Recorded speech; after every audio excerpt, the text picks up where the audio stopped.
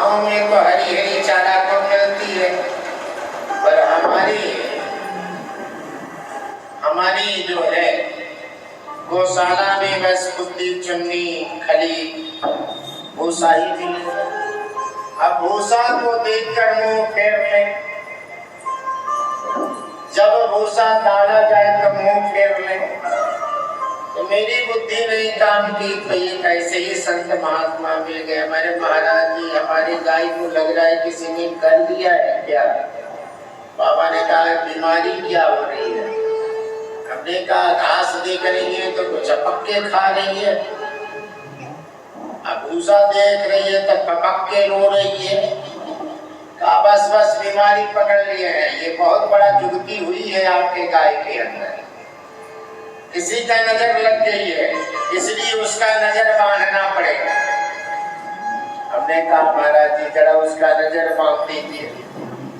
महाराज जी ने कहा कि हम कल आएंगे, कल नजर बांध देंगे। पहले घड़ी जो होती थी ना, तो घड़ी के नीचे एक वाटर प्रूफ लगाई जाती थी कि जिससे पानी न जाए, वो कचकड़ा की होती थी उस घड़ी की। उसी कचकड़ा का दो जो है हरा हरा चश्मा बना कर लाए और सिलके और गाय को पहना दिए। जैसे गाय को पहनाए अब चपक के खाने लगी, भूसा ही सब देखती, वो भूसा समझने लगी कि ये घास है।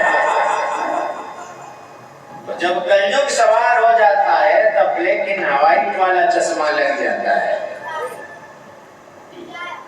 जब सतयुग सवार हो जाता है तो हरी वाला चश्मा लग जाता है। तो सूखा भी घास में, सूखी भी रोटी में स्वाद आती है, सूखी भी वस्तुओं में आनंद आता है, झोपड़ी में भी महल का आनंद आता है महाराज। बस इतना जान, इसलिए हरी चश्मा लगाया है उनको, लाल मत लगा लेना और काला तो एकदम मत लगाना। काला तो उजाले में भी अंधेरी देखेगी। ये लोग कौन लगाते हैं, जो निश्चर लोग होते हैं, जिनको दिन पसंद नहीं है वो लगाते हैं। निश्चर कौन होते हैं, जो महापाप पापी लोग होते हैं, वो लोग निश्चर होते हैं, वो अपने को छुपने के लिए काला चश्मा लगाते हैं। क्या हुई महाराज, अब उनकी चश्मा बदल गई। अब जो ऋषि थे उनके में जो है क्या देखा, ढोंग देखा। हम लोग भी जाते हैं तो अपने बुरा देखकर मैं चला, बुरा न मिल जाए कोई। अब बुरा देखकर आप हो तुम मुँह से बुरा न कोई, लेकिन हम बोलते बारे साधु बाबा खूब आडम्बर बनायो, अरे साधु बाबा ये दाढ़ी क्यों बढ़ाए हो, ये साधु बाबा ये पटकना क्यों किए हो। ऐसे ही एक लड़का था, एक कुटी पर जाकर रोज एक साधु बाबा को दुख दिखता था, परेशान करे रोज जाए या उनका दाढ़ी पकड़ के खींचे और कहे दाढ़ी वाले बाबा ये क्यों बढ़ाए हो, ये तो तिलक क्यों लगाए हो। और साधु बाबा परेशान। एक दिन साधु बाबा ने उसको देखे आते हुए तो रोने लगे, तो उसको बड़ा मन दया आई होगी। उसने कहा साधु बाबा आज झूला नहीं झूलेंगे, आपके दाढ़ी से जा रहे हैं। कहा बेटा जाओ, कल का सूरज तुम नहीं देखोगे, इस दुख में हूँ, आज झूल लो, आओ आज झूल लो, कल से तुम नहीं झूलोगे। कहा वो क्यों, कहा कल का सूरज नहीं देखोगे इसलिए। कहा साधु बाबा क्या होगा, कहा कल मर जाओगे। अरे साधु बाबा मैं मर जाऊंगा, झूठ बोलते हैं। कहा नहीं, उधर से आए तो तुम्हारा हाथ की रेखा मैंने देखा, तुम्हारी हाथ की जो है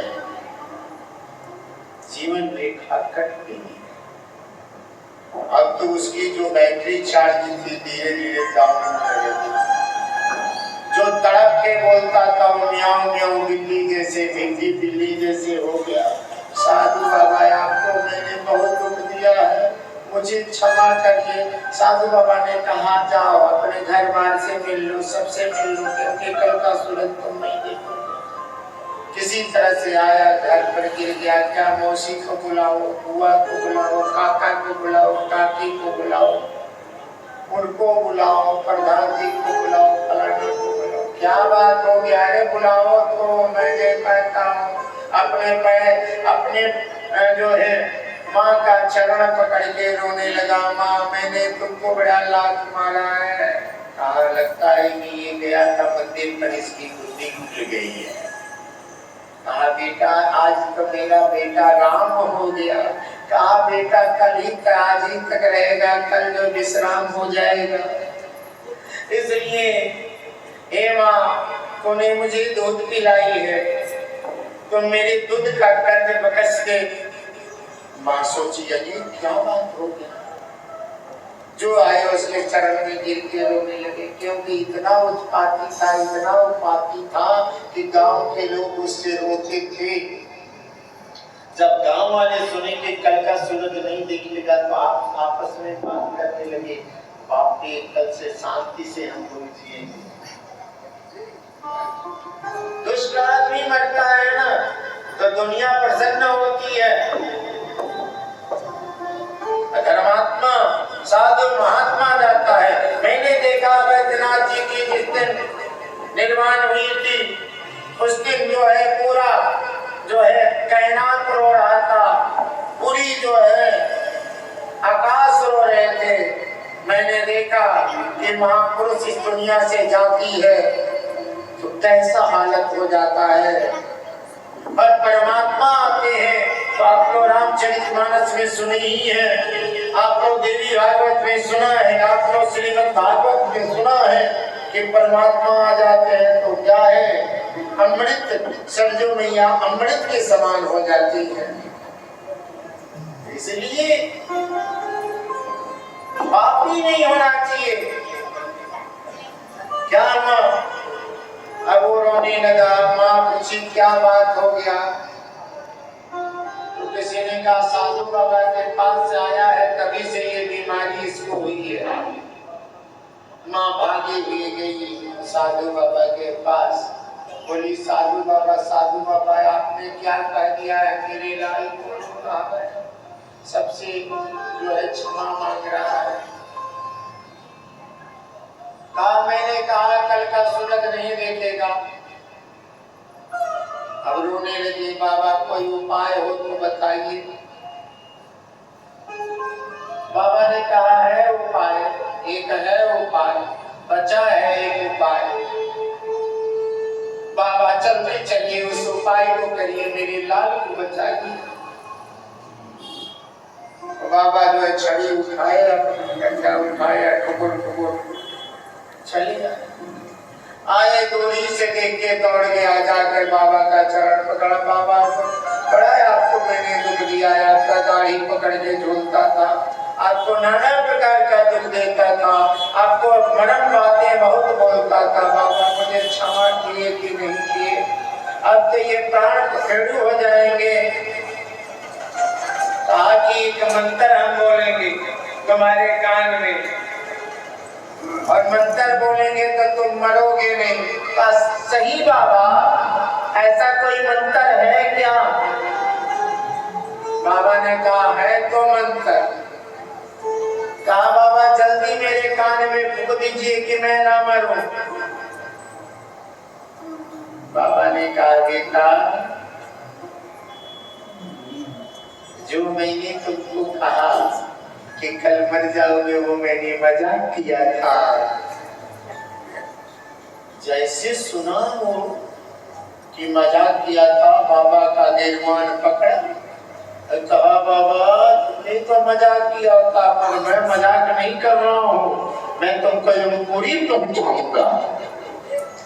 अब सब छुड़ाने लगे, छोड़ो छोड़ो क्या हो गया। चिल्ला के कहने लगा ये बाबा जितने हमारे दुश्मन थे, बैरी थे, उनके चरणों में गिरवा कर मुझे नीचा बनवा दिया। इस बाबा को छोड़ेंगे नहीं, मार डालेंगे। अब लोग कहे कि अरे पूछा जाए बाबा जी से क्यों इतना बड़ा मजाक आपने किया। प्रधान जी आए, चेयरमैन साहब आए, और चेयरमैन साहब जब आए तो चेयरमैन साहब आए तो कहे कि बाबा ऐसा क्यों किए, आप क्यों झूठ कह दिए कल मर जाएगा। कहा नहीं, इसका मैंने जवाब दिया। ये रोज आकर पूछता था, बाबा ये पटोरा क्यों लगाते हो, ये दाढ़ी क्यों बढ़ाए हो, ये गेरुआ वस्त्र क्यों पहनते हो, ये नंगे क्यों रहते हो। इसका मैंने जवाब दिया। यही जवाब है। हाँ महाराज, इससे पूछा जाए, जब से ये जान गया कि मैं मर जाऊंगा तो कितना पाप किया।